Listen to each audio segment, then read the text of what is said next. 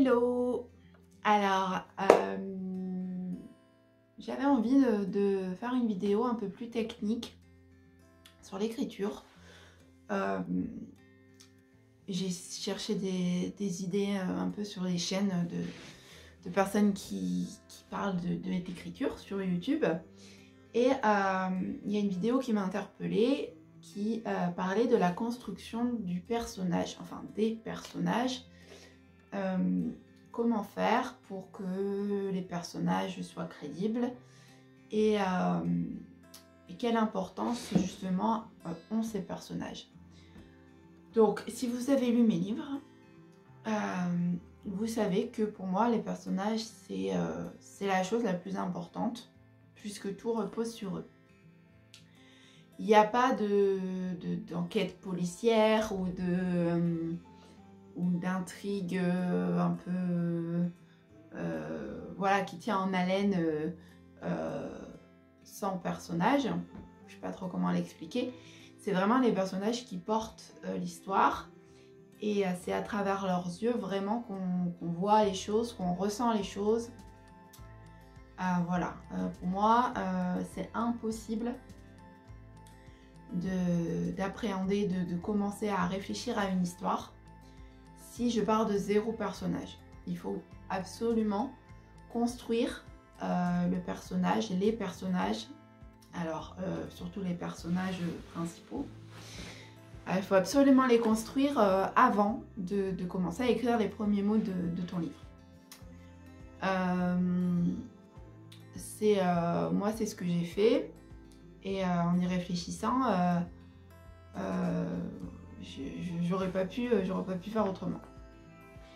Et il y a peut-être d'autres personnes qui fonctionnent différemment, mais je pense que vraiment pour avoir une idée de ce qu'on va raconter, de par où on va partir, il faut vraiment que les personnages soient déjà réfléchis, posés, on sait de qui on va parler, on connaît des choses sur eux, du coup on sait comment ils vont réagir à telle ou telle situation, parce qu'on ne peut pas partir en impro quand on écrit, il faut qu'il y ait des bases. Et je reviendrai sur les bases d'autres choses plus tard, mais en tout cas pour les personnages, je vais vous en parler aujourd'hui.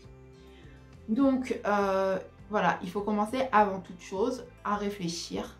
Alors bien sûr, on peut dire, voilà, j'aimerais écrire un livre sur telle période de l'histoire, où il se passerait ci, où il se passerait ça.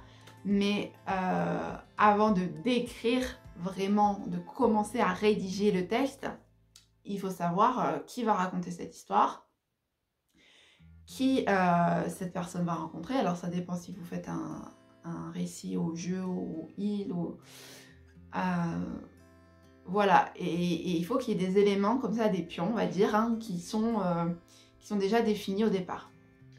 Donc j'ai pris ma petite anti-sèche, si vous me voyez regarder sur le côté, c'est parce que j'ai peur d'oublier quelque chose. Voilà, donc oui, c'est eux qui portent l'histoire et pour moi, dans mes romans, ce sont les éléments principaux, essentiels de l'histoire. Donc, comment j'ai fait moi? Alors, j'ai réfléchi déjà dans un premier temps à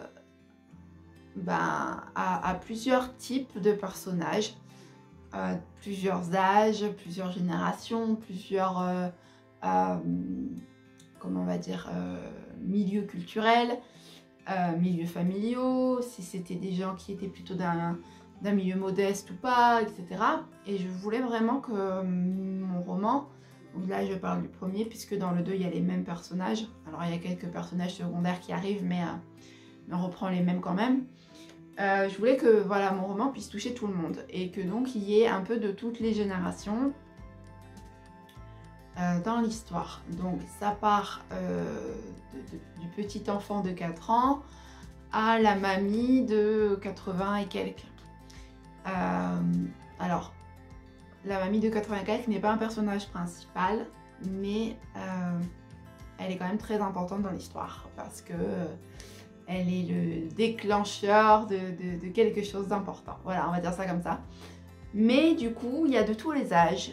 Je ne vais pas parler par exemple, enfin je n'ai pas parlé d'une bande d'étudiants de 20 ans qui sont toujours les uns avec les autres, qui ne rencontrent jamais personne d'autre.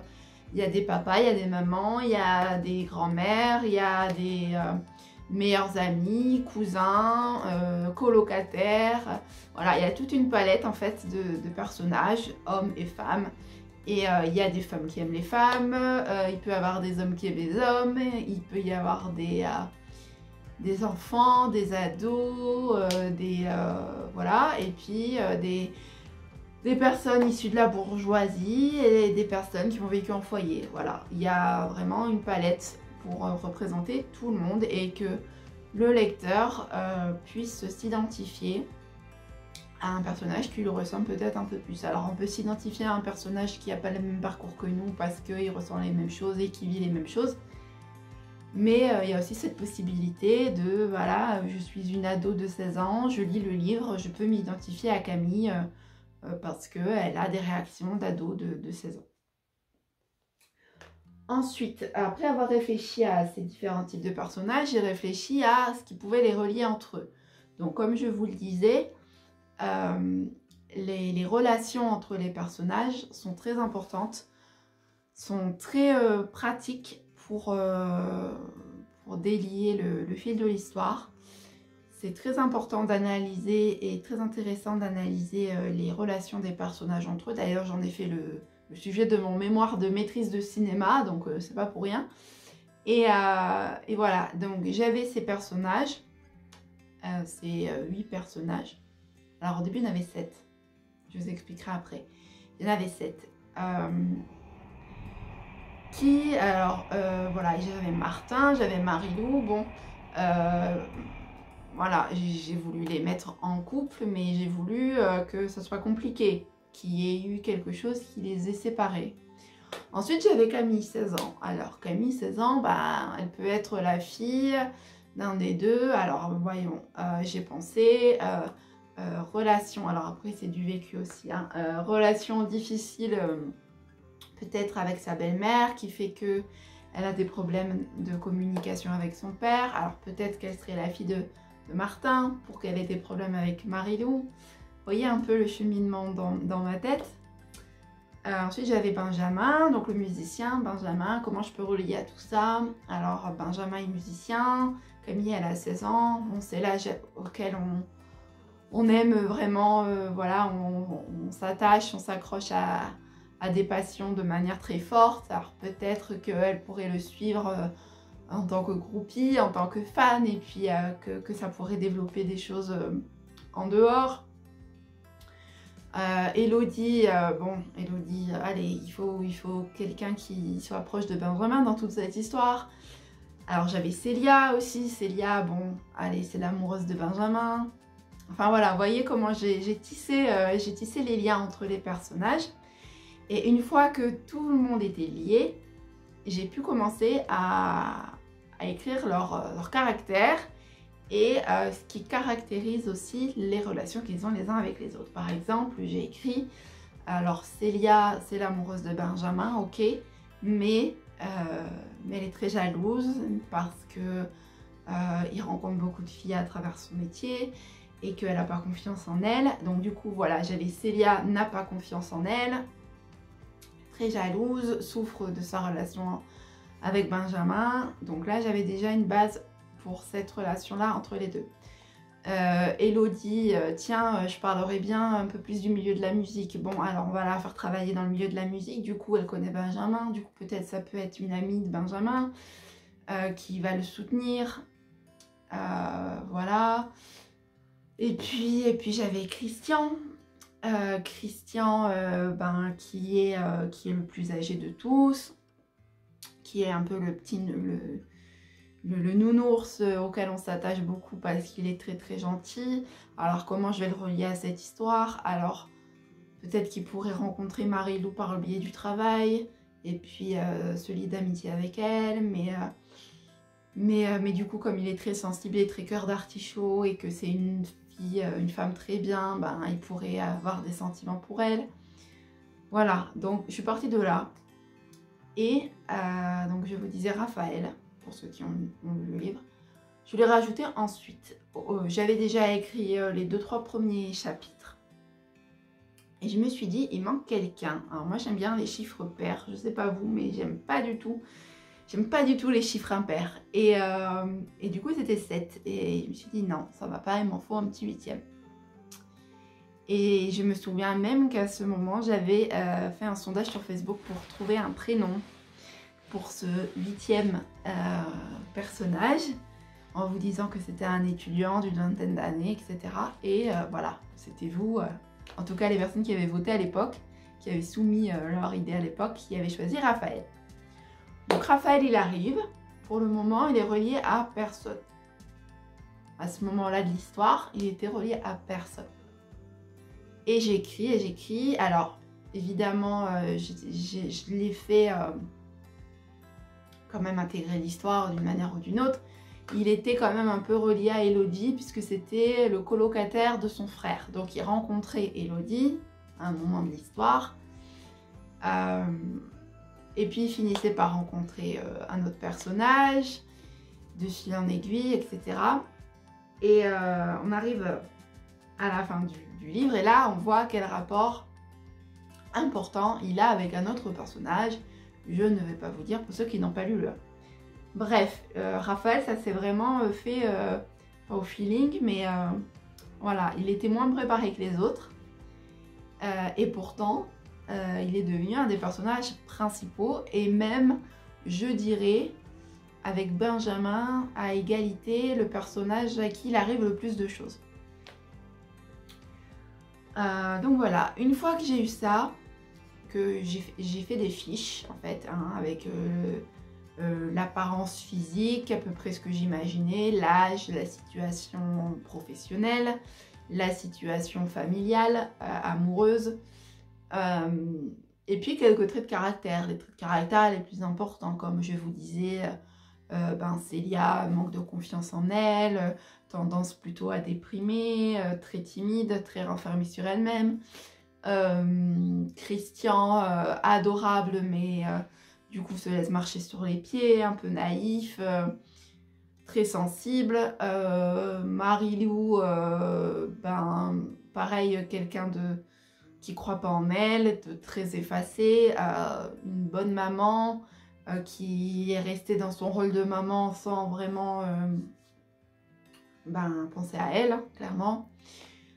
Martin, qui a fait passer sa carrière en priorité, et du coup très carriériste, très ambitieux, qui a perdu du coup sa famille, hein, son couple qui a pâti de tout ça, etc. Donc essayer de brosser. Alors il faut toujours qu'il y ait des défauts et des qualités, hein. Tout n'est pas tout blanc ni tout noir. Mais voilà, j'avais une petite fiche sur chaque personnage. Alors, j'ai pas fait plus développé que ça, mais je sais qu'il existe des fiches déjà toutes prêtes, avec plein de caractéristiques sur 2 pages. Donc, je vous mettrai en barre d'infos, si ça vous intéresse, le lien du site de cette fille qui a prévu ça. Donc, c'est à imprimer, c'est gratuit, vous pouvez l'imprimer et le remplir pour vos personnages. Et c'est super bien fait, donc je l'utiliserai certainement pour de prochains romans, mais en tout cas, moi, quand j'ai écrit ces livres, je n'avais pas ça, donc j'ai fait très succinct. Mais ça m'a quand même aidé, parce que de temps en temps, j'y revenais. Quand j'étais dans une situation où je savais pas trop comment faire réagir tel ou tel personnage, je reprenais la fiche, et puis je me disais, ah oui, c'est vrai que là... parfois, il y a des choses qui ont changé. Je me suis dit en réfléchissant, non, en fait, là, j'ai pas envie de le faire réagir comme ça, donc ça veut dire qu'il est plutôt comme ça et pas comme ça. Hein, donc voilà, après, il faut savoir s'adapter. On pense des choses au début, et puis au final, en écrivant, il y a des choses dans notre tête qui changent, et on n'a pas envie des mêmes choses, forcément, des mêmes actions, des mêmes ressentis. Donc voilà. Alors, ensuite, il a fallu... il y a des chiens qui aboient, bref. Il a fallu que... Alors moi j'ai fait des études de scénario, de cinéma, et j'ai besoin dans ma tête... Alors je sais pas vous, mais moi quand je lis un livre, je visualise toujours, hein, évidemment, l'action dans ma tête. Et donc pour ça il me fallait des visages, quelque chose auquel me raccrocher quand j'imaginais une scène. que je me dise, voilà, alors tel personnage, par exemple Camille est avec son père, bon alors à quoi il ressemble, ok c'est bon, je les ai visualisés dans ma tête, alors maintenant je peux écrire la scène, je vois. Donc pour ça il me fallait des visages, et ce que j'ai fait, c'est que j'ai cherché des acteurs ou des chanteurs, là pour le coup je crois que ce sont que des acteurs que j'ai pris, qui pouvaient ressembler physiquement à ce que je m'imaginais des personnages en fait.